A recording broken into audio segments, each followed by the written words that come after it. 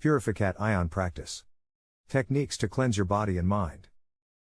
Both a healthy body and a healthy mind are required to sustain the increased levels of energy needed for yoga meditation. It is therefore important that any impurities, whether physical, known as malas, or mental, known as vikshepas, such as doubt, inattention, laziness and pleasure-seeking, are removed before meditation.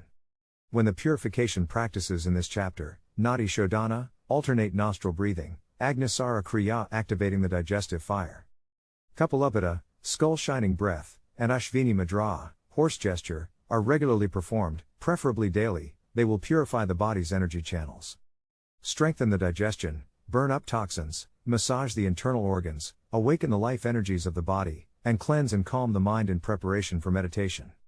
Aim to do the 4 purifications as part of your regular yoga practice, preferably in the morning, after your yoga postures and before your pranayama and meditation. Doing this regularly for at least 3 to 6 months will allow you to experience the optimum benefits of increased energy and clarity of mind. Nadi Shodhana, alternate nostril breathing. This important exercise, also commonly known as Anulom Viloma, purifies all the energy channels of both the physical and astral bodies so that prana can flow smoothly. Nadi is Sanskrit for flow, and Shodhana for purification. The exercise also balances breathing between the left and right nostrils and activity between the left and right brain hemispheres, which has a calming effect on the nervous system. When the flow of air becomes equal in the nostrils, the flow of energy in the Ida and Pingala nadis is also equalized, which allows prana to flow in the central Sushumna nadi, centering the mind for the purpose of meditation. Regular practice will increase your capacity for focused concentration and meditation. It is best to start using a ratio of 4:8:8, inhaling for a count of 4. Holding the breath for 8, exhaling for 8. Vishnu Mudra. This mudra, which involves folding your middle and index fingers into your palm and keeping your thumb and ring and little fingers extended, is used in Nadi Shodhana to help to contain prana within the body. The right hand is usually used to perform this mudra. Practicing Nadi Shodhana. 1. Sit in a comfortable meditation pose, close your eyes and relax your whole body. 2. Relax your left hand on your left knee, palm upward. 3. Raise your right hand and position it in Vishnu Mudra, see below left. 4. Exhale and close your right nostril with your thumb. 5. Inhale slowly and smoothly through the left nostril for a count of 4. 6. Gently close your left nostril with your ring and little fingers so that both nostrils are now closed, and hold your breath for a count of 8. 7. Release your thumb and exhale slowly through your right nostril for a count of 8. 8. Remain with the left nostril closed and inhale through your right nostril for a count of 4. 9. Close both nostrils and hold your breath for a count of 8. 10. Release your left nostril and exhale through it for a count of 8. This completes 1 full round. Repeat from step 5 to start the next round. Practice 5 to 10 rounds in total daily. Over a period of time, gradually aim to increase to 25 rounds. Once you've progressed to 25 rounds at this 4:8:8 ratio, revert to 5 to 10 rounds, but this time trying a 5, 10 and 10 seconds ratio. Agnisara Kriya, activating the digestive fire. Agni is Sanskrit for fire, Sara means essence and Kriya means action. This purification practice is therefore a means of stimulating the essence of fire, which is thought to be at the navel in yogic terms. This creates internal heat to rekindle the digestive fire. It is also an effective exercise for toning the abdominal muscles. Spiritually, it activates Manipura chakra at the navel, which frees us from negative energies and imbues us with vitality. If you are new to the practice, it is best to do just stage 1 first, then gradually progress to the more advanced stages 2 and 3 as your abdominal muscles become stronger. Stages 2 and 3 are, however, best learned under the guidance of an experienced yoga teacher. Practicing Agnisara Kriya. Stage 1, abdominal squeeze. 1. Stand with your feet slightly wider than hip width apart. Bend your knees and lean forward, pressing your hands on your thighs just above your knees, and keeping your arms straight. 2. Inhale deeply. Then relax your abdomen, and as you exhale deeply, firmly contract your abdominal muscles, pressing the navel toward the spine. Comfortably hold the abdominal contraction with your breath held out for a few seconds. As you inhale, relax and allow the abdomen to return to its normal position. Repeat 5 to 10 times. Stage 2, abdominal pumping. 1. Remain leaning forward, with your hands pressed on your thighs just above your knees, arms straight. 2. Inhale deeply, then, exhaling deeply and slowly, contract the lower abdominal muscles just above your pubic bone, pulling them firmly inward and upward. This also creates a strong upward pressure in the perineum area between the genitals and anus. Continue exhaling, while contracting the abdominal wall up toward the ribcage.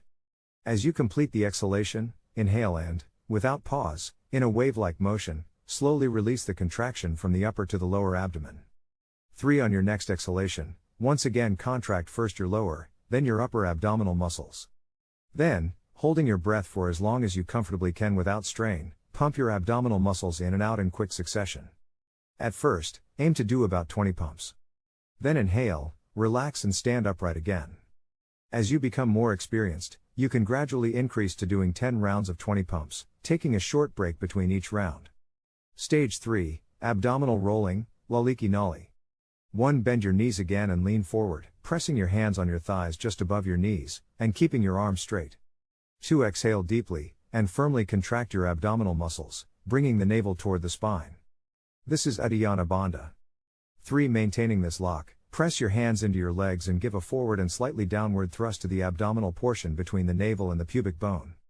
This helps to contract the rectus abdominis muscles, the 2 long vertical rows of muscle running down the center of the abdomen, keeping the other muscles of the abdomen in a relaxed condition. Equal hand pressure on your legs further helps you to achieve the isolation of the rectus abdominis muscles.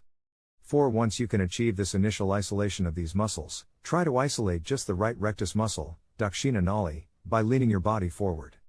Tilting your torso slightly to the right and putting extra pressure on the right hand. 5. Then try to isolate the left rectus muscle, Vama Nali, by leaning slightly to the left while increasing pressure on the left hand. 6. Finally, start trying to move each one from side to side so they move or roll in a wave-like movement in quick succession. Begin by doing 5 rolls to the right and 5 to the left. Caution: do not practice any of these exercises during menstruation. Agnisara Kriya stimulates the upward flow of pranic energy, which is counter to the natural downward cleansing flow, while pregnant or after an abdominal operation, or if you have a stomach disease, cardiovascular disease or high blood pressure. This shows stage 2 of Agnisara Kriya practice, abdominal pumping, in action. The art of abdominal rolling. It will take time and perseverance to master abdominal rolling, as it is an advanced exercise that requires voluntary control of the central abdominal muscles. You will need to learn how to isolate, contract and rotate the rectus muscles in a churning motion while maintaining a static posture. This practice is therefore best learned under the expertise of an adept yoga teacher.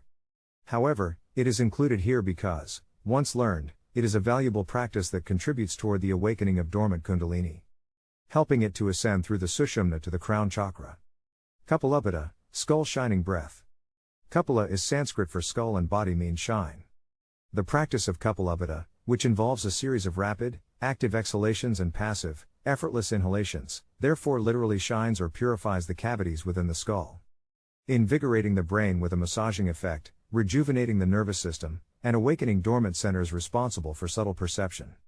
It expels more carbon dioxide and other waste gases from the cells and lungs than normal breathing. If you feel dizzy at any point while doing it, simply stop, sit quietly and breathe normally. When you feel ready to begin again, breathe with awareness and less forcibly. 1. Sit in a comfortable meditation pose, palms on your knees, close your eyes, relax your whole body and breathe deeply, in and out through your nose. 2. Begin actively emphasizing your exhalation by contracting your abdomen, so that you feel your diaphragm lift, pushing the air out of your lungs forcefully through both nostrils. This will create a vacuum so that the passive inhalation happens naturally. This is 1 respiration. 3. Continue by rapidly exhaling and inhaling through both nostrils without pausing, making each exhalation short, strong and powerful, and each inhalation light, relaxed and effortless. Aim to keep the muscles of your face relaxed. 4. Start with 3 rounds of 10 to 20 rapid respirations. Aim to add 10 respirations per round each week until you reach 120 respirations per round. Caution: those suffering from heart problems, high blood pressure, epilepsy, nausea or fainting should not practice Kapalabhati. Ashvini Mudra, horse gesture. The traditional practice of Ashvini Mudra, meaning horse gesture, is named after a subtle internal dilation and contraction of the anal sphincter muscles that a horse is known to make several times once it has evacuated its bowels. Repeatedly contracting the anal sphincter muscles in this way acts as a perineal seal, conserving prana and redirecting it to the higher chakras, preparing the mind for meditation. The exercise also promotes overall strength and vigor and is a good preparatory practice for Mula Bandha, the root or anal lock.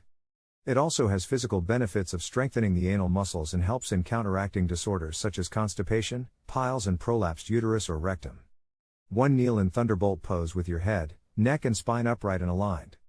Rest your palms on your thighs. 2. Inhale deeply, hold your breath and contract your gluteal muscles, pelvic diaphragm and anal sphincter for a few seconds, then release. The feeling is like the squeezing of your back passage to stop yourself going to the loo. Repeat the contraction and release rapidly as many times as you can hold your breath comfortably without strain. 3. Repeat step 2 twice more so that you do 3 rounds of contractions in total.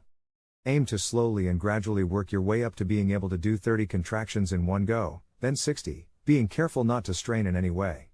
Note, to make it easier to get the feeling when you first do it, you might want to try it lying down on your back with your legs and feet together. Any posture that pulls the hips together will make it easier. Thanks for watching. Please like, share and subscribe.